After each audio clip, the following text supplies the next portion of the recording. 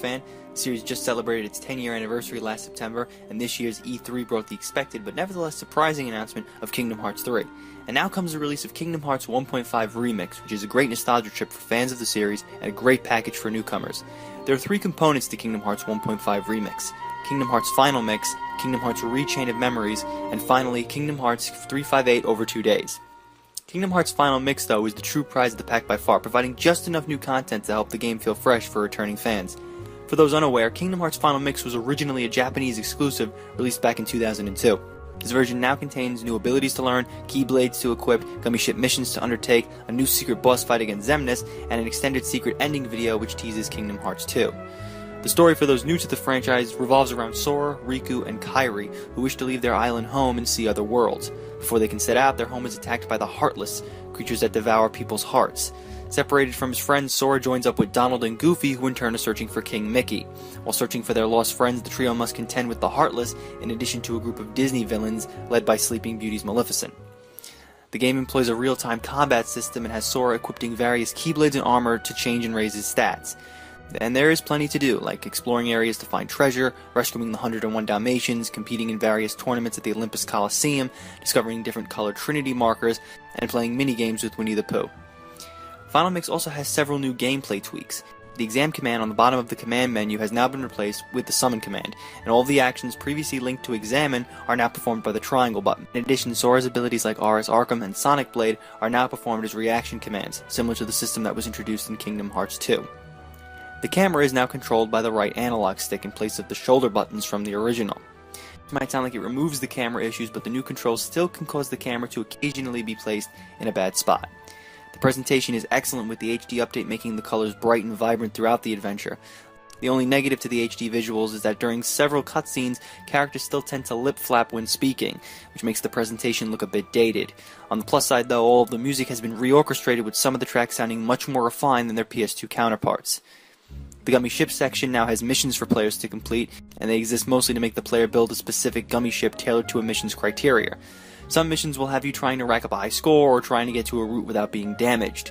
The ship's design interface is still as cumbersome as it was in the original, but with a little bit of patience and practice you should be able to build something flyable, or at least add something to the ship you're currently using.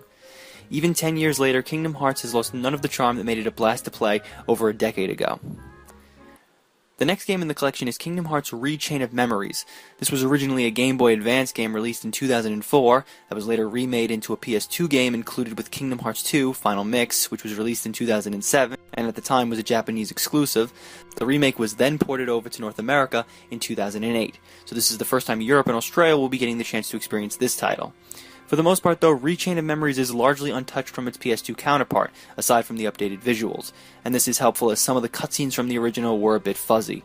Also unfortunate is that Recom doesn't provide any update to its musical selection, which seems like a bit of a missed opportunity after hearing the remastered versions of tracks found in Kingdom Hearts Final Mix. Recom takes the Kingdom Hearts storyline down a much more complicated path as Sora, Donald, and Goofy now come across the mysterious organization after finding themselves outside of a place called Castle Oblivion. The story can get a little muddled with the plot twists throughout the narrative, and this might leave some players a tad confused as the story progresses. I don't understand what's going on. Let's just keep moving, okay? It doesn't matter. Thankfully, most of these plot twists are explained by the game's conclusion, but some are left unresolved in order to be played out in the future games in the series. The game has Sora and friends revisiting most of the worlds from the first game, although the events that transpire in each world are now slightly different from what happened in the first game. Also, there are no voiced cutscenes when traveling inside the Disney worlds. Everything is instead text-based. The only voiced cutscenes now occur between floors while moving through Castle Oblivion. Rechain of Memories has a different gameplay system than that of Kingdom Hearts. Sora will now have to use cards in battle, allowing him to attack, cast magic, and summon allies. And it will definitely take some time for newcomers to get used to the card battle system. The game's difficulty can also sometimes spike rapidly if you don't have stronger cards inserted in your deck. The card battle system essentially slows down the real-time combat of the first game, as Sora has a limited number of cards to use, and his cards can be blocked by enemy attacks. There are also no accessories or keyblades to equip this time around, so you'll be relying on how strong the cards in your deck are.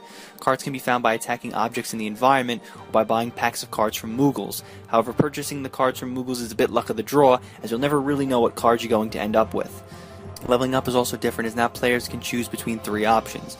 You can raise Sora's health or his card power, which will allow him to place more cards into a deck, or you can make Sora learn a sleight, which he can use in battle by using specific cards. Rechain of Memories also removes exploration in favor of a more dungeon crawler approach. The Disney worlds now exist as rooms within Castle Oblivion. Sora needs to use cards to open doors to progress through each room. These doors require a specific criteria to open, and depending on what cards you currently have, this can sometimes cause you to grind fights until you have the cards that you need. Also, the lack of exploration causes you to have to constantly fight Heartless in each room, and this can seem a little bit repetitive after a while. Though once you've amassed enough cards to open up enough doors, you'll find yourself skipping the battles entirely and just running for the next door. There's also very little to do this time aside from the main quest. There are several new minigames to play in the 100 Acre Wood, and they are much more enjoyable than the ones found in Final Mix. And that's about it in terms of the side quests that you can undertake. Though once you've beaten the game, you'll be able to play the game from the point of view of Riku. And while he'll go to the same world as Sora, Riku's gameplay is slightly different from Sora. He will also encounter different organization members as he makes his way through the basement floors of Castle Oblivion.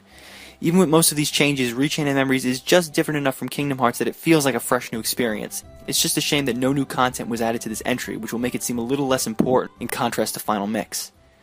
And then finally, there's 358 over 2 days. However, Days is a bit of a special case with it not being a playable experience. Square Enix has instead chosen to rework the DS Originals cutscenes into a 2-hour and 50-minute movie. It's a shame that Days isn't playable, as a full HD remake would have been cool, but at least you'll get trophies as you watch the film. The movie also contains several text-based sections, and this is mostly based on the events that transpired within the Disney worlds. 358 over 2 days' narrative chronicles the life of organization member Roxas and his friendship with Axel and Shion. If you didn't get a chance to play Days on the DS, then this might be the best way to experience the story. However, be warned that a few moments from the original game have not been recreated. Days also allows you to read through Roxas' journal entries, but they're text-based, and it just probably would have been better if they were included in the film. Other than that, there's not much to say about Days, just that it would have been better if it had been playable. Overall, Kingdom Hearts 1.5 Remix is a great HD collection. The new content, trophy support, and HD visuals definitely make this a must-buy for Kingdom Hearts fans. Newcomers should also find the package interesting, and they'll soon be able to experience the rest of the Kingdom Hearts story, as Square has just recently announced Kingdom Hearts 2.5 Remix, releasing in 2014. Thanks for watching, and here's a quick look at that collection.